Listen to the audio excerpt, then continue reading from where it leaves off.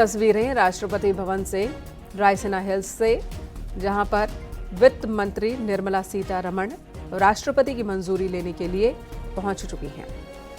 वित्त मंत्री निर्मला सीतारमण राष्ट्रपति भवन पहुंची हैं। परंपरा के मुताबिक बजट पर राष्ट्रपति की अनुमति लेनी होती है। बजट पेश करने से पहले राष्ट्रपति का अभिभाषण कल हुआ था दोनों सदनों के लिए, और अब आज वित्त मंत्री पहुंची हैं राष्ट्रपति भवन। निर्मला सीतारमण के हाथ में लाल रंग का ये जो बैग आप देख रहे हैं, इसी में बजट की कॉपी मौजूद है। 11 बजे यही बजट 11 बजे लोकसभा के सदन में वित्त मंत्री पेश करने वाली हैं। वक्त बदला है, पहले जहां बड़ी फाइल्स हुआ करती थी, एक बड़ा बुकलेट होता था, अब आईपैड लेकर पहुंची हैं निर्मला सीतारमण। और राष्ट्रपति द्रौपदी मुर्मू को भी आप देख पा रहे हैं, जो कि राष्ट्रपति भवन में अब ये फोटो सेशन होता हुआ। अनूप गुप्ता हमारे सहयोगी इस वक्त हमारे साथ मौजूद हैं। अनूप जी, आपके पास आती हूं।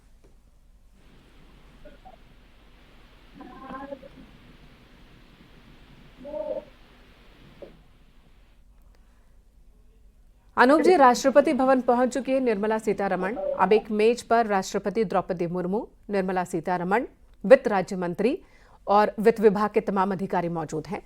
अब ये परंपरा क्या है, प्रक्रिया क्या है, बताएं हमारे दर्शकों को। देखिए, ये पूरी प्रक्रिया होती है।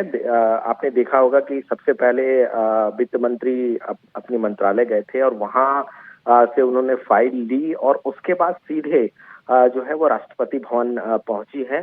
वहां से इजाजत ली जाती है, इसको अप्रूव कराया जाता है राष्ट्रपति से बजट को, और उसके बाद वित्त मंत्री, MOS, फाइनेंस और जो अधिकारी हैं वो सीधे पार्लियामेंट पहुंचेंगे और उसके बाद वहां कैबिनेट की बैठक होगी। ये भी एक औपचारिकता है। कैबिनेट में उस बजट को पास कराया जाएगा। प्रधानमंत्री नरेंद्र मोदी के नेतृत्व में कैबिनेट की बैठक होगी और वहां पास कराया जाएगा, और उसके बाद 11 बजे वो लोकसभा जाएंगी और वहां पर बजट पेश किया जाएगा। तो ये पूरी प्रक्रिया होती है, जिस सभी प्रक्रियाओं का पालन जो है वो वित्त मंत्री निर्मला सीतारमण कर रही हैं। और जैसे ही अब यहाँ राष्ट्रपति से औपचारिकता पूरी होगी, उसके बाद निर्मला सीतारमण सीधे संसद भवन जाएंगी और वहाँ कैबिनेट की बैठक में भाग लेंगी। जी,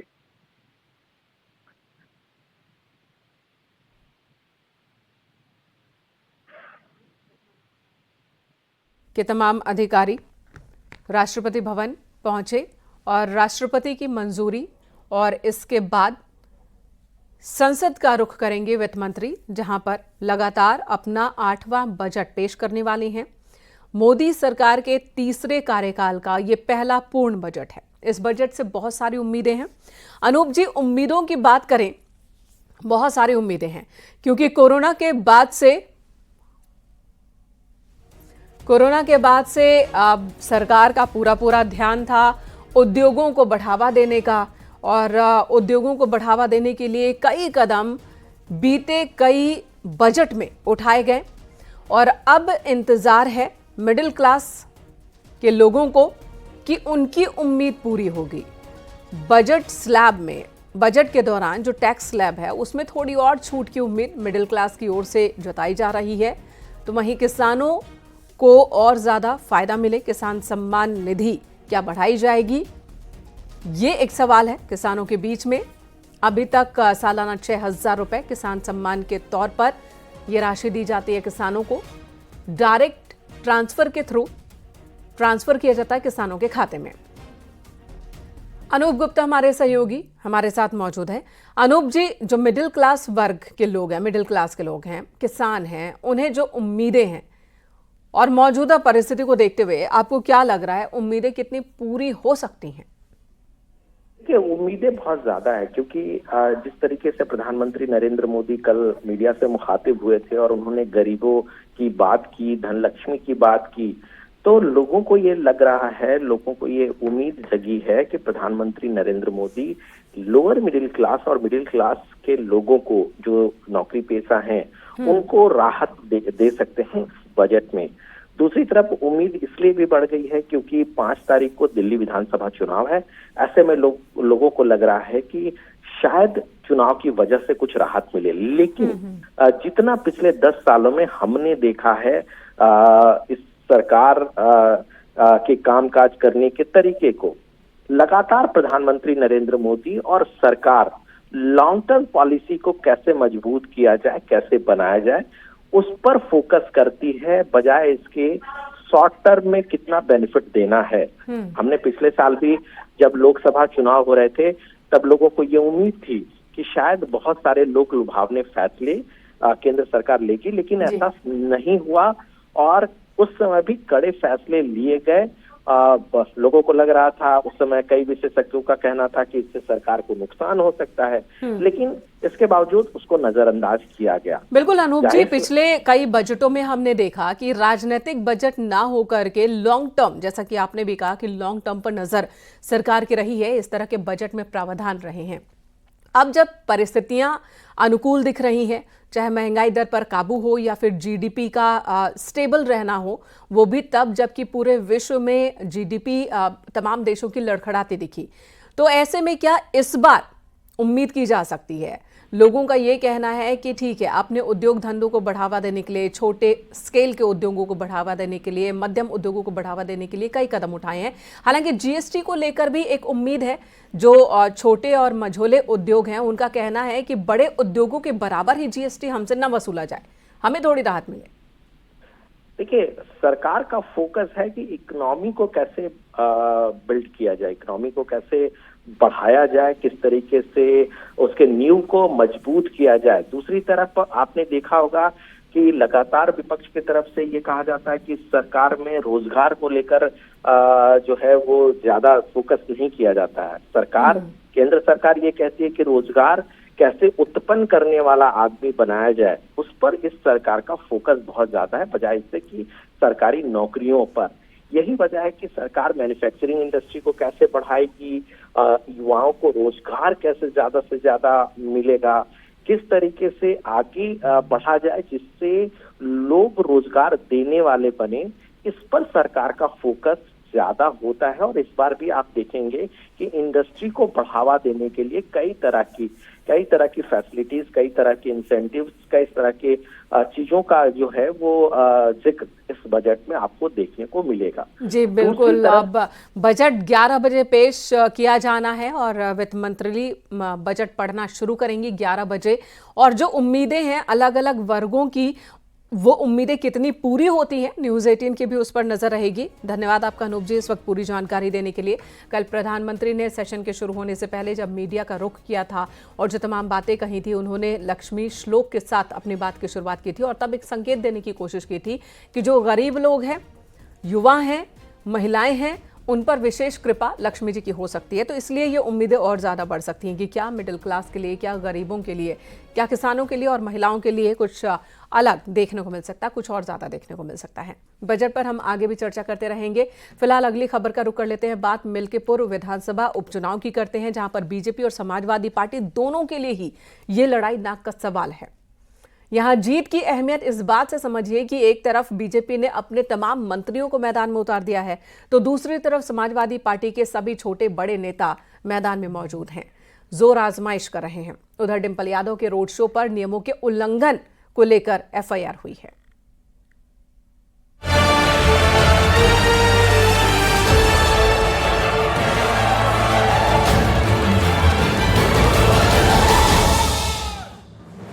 मिल्कीपुर उपचुनाव में बीजेपी और समाजवादी पार्टी में सियासी जंग जारी है। दोनों पार्टियों ने अपनी ताकत झोंक दी है। बीजेपी की ओर से पार्टी कार्यकर्ताओं के साथ ही मंत्रियों ने भी मोर्चा संभाला है, जिसमें 7 मंत्री के साथ 40 विधायक मिल्कीपुर के मैदान में डटे हैं। बीजेपी का कहना है कि जनता समाजवादी पार्टी के कुकर्मों को जान चुकी है। मिल्कीपुर विधानसभा सीट भारतीय जनता पार्टी प्रचंड बहुमत के साथ जीत रही है। समाजवादी पार्टी की वहां जमानत जब्त होने वाली है। इनके कुकर्मों को प्रदेश की जनता, मिल्कीपुर की जनता अच्छी तरह समझ चुकी है। आप देखेंगे जब परिणाम आएगा, भारतीय जनता पार्टी प्रचंड बहुमत के साथ जीत चुकी होगी। उधर समाजवादी पार्टी का माहौल बनाने के लिए समाजवादी पार्टी ने भी 40 स्टार प्रचारकों को उतारा है। सांसद डिंपल यादव अयोध्या में रोड शो कर चुकी है। समाजवादी पार्टी इस चुनाव में ये भी दिखाना चाहती है कि उनका पीडीए का फॉर्मूला लोकसभा चुनाव में भी सही था और विधानसभा चुनाव में भी सही है, तभी तो एसपी फिर से जीत का दावा कर रही है। बहुत ही चुनाव अच्छा चल रहा है और समाजवादी पार्टी भारी मतों से मिल्कीपुर क्या लगता है कि मिल्कीपुर चुनाव में समाजवादी पार्टी अजीत प्रसाद कितने वोटों से विजयी होंगे? इसके बारे में मैं नहीं कह सकती हूँ कितना वोट मिलेगा, लेकिन बहुत अच्छी जीत होगी और यह पूरा जो मैसेज जाएगा मिल्कीपुर से पूरे प्रदेश और देश को एक मैसेज देने का काम होगा। अयोध्या लोकसभा चुनाव में हार के बाद बीजेपी के लिए मिल्कीपुर सीट नाक का सवाल बन गई है, तो वहीं समाजवादी पार्टी भी अपनी सीट को बरकरार रखने के लिए एड़ी से चोटी का जोर लगा रही है। उधर अयोध्या में एसपी सांसद डिम्पल यादव के रोड शो में नियमों के उल्लंघन का आरोप लगा है, जिसमें एफआईआर भी दर्ज हुई है। आरोप के मुताबिक रोड शो के दौरान परमिशन से अधिक गाड़ियों का इस्तेमाल किया गया और रायबरेली हाईवे के दोनों लेन को जाम किया गया। डिम्पल यादव के प्रचार पर अपर्णा यादव ने कहा कि प्रचार तो कोई भी कर सकता है, लेकिन हारने पर ईवीएम और अधिकारियों को दोष देना ठीक नहीं। कोई भी नेता आ सकता है अपनी पार्टी से प्रचार कैंपेन करने के लिए, सबको स्वतंत्रता है, ये लोकतंत्र है और डेफिनेटली जब हम लोग सभी लोग जा रहे हैं तो हर कोई व्यक्ति अपने कैंडिडेट के लिए आएगा, कैंपेन करेगा। और ये कह देना देखिए बार बार कि जो है ऑफिसर्स पे डाल देना, ईवीएम पे डाल देना, ये विपक्ष की पुरानी आदत है। जब जीत जाते हैं वो लोग तो कहते ईवीएम ठीक थी, जब हार जाते हैं तो ईवीएम पे कहते दोषारोपण करते हैं, अफसरों पे दोषारोपण करते हैं। तो उनको स्वयं अपना एनालिसिस करना पड़ेगा और इसीलिए मुझे लगता है आदरणीय सुप्रीम कोर्ट ने भी इस पे उन्हें फटकार लगाई थी कि इस तरीके की भाषा का प्रयोग ना करें, क्योंकि ये पूरा जो फैब्रिकेशन है हमारे डेमोक्रेसी का उसको खराब करते हैं। चुनाव के नतीजे जो भी हों, भारतीय जनता पार्टी लोकसभा चुनाव में हुए जख्म पर मरहम के तौर पर इस चुनाव को देख रही है। दरअसल ये चुनाव इतना अहम और खास है कि दोनों ही पार्टियां इसे अपनी प्रतिष्ठा का चुनाव मान रही है। 5 फरवरी को बीजेपी एसपी समेत 10 प्रत्याशियों के भाग्य का फैसला होगा और 8 फरवरी को तय होगा कि मिल्कीपुर का ताज किसके सर सजता है। Bureau report, news 18।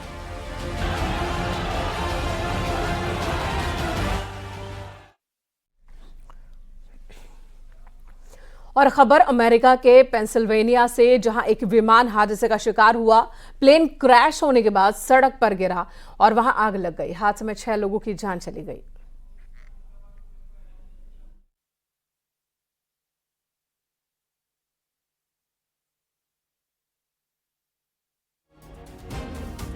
में जहां पर एक एयरक्राफ्ट क्रैश हो गया, आग भी लग गई उसमें। 6 लोगों की इस हादसे में जान चली गई है। पेंसिल्वेनिया में यह हादसा हुआ। पूरे इलाके को उसके बाद खाली करा लिया गया। हादसे की वजह अभी पता लगाने में इस वक्त अमेरिकी प्रशासन जुटा हुआ है।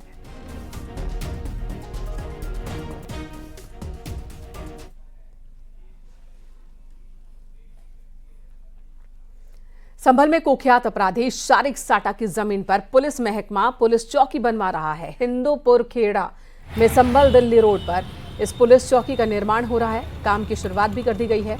24 नवंबर को जामा मस्जिद के साथ ही हिंदूपुर खेड़ा में भी हिंसा हुई थी। शाकिर साटा 2020 में फर्जी पासपोर्ट से सऊदी अरब भाग गया था, जहां से ही उसने संभल हिंसा की भी साजिश रची। ये आरोप उस पर लगा है। संभल में अपना गैंग चला रहा था विदेशी जमीन से। हिंसा के बाद शारिक की संपत्तियों को प्रशासन ने कुर्क किया था। संभल में इससे पहले 2 पुलिस चौकी जामा मस्जिद और चंद्रेश्वर तीर्थ पर बनाई जा चुकी है। संभल हिंसा के बाद पुलिस खुद को मजबूत कर रही है। संभल में लगातार पुलिस चौकियां खुल रही हैं। इस क्रम में चंदेश्वर पर एक चौकी खुली है।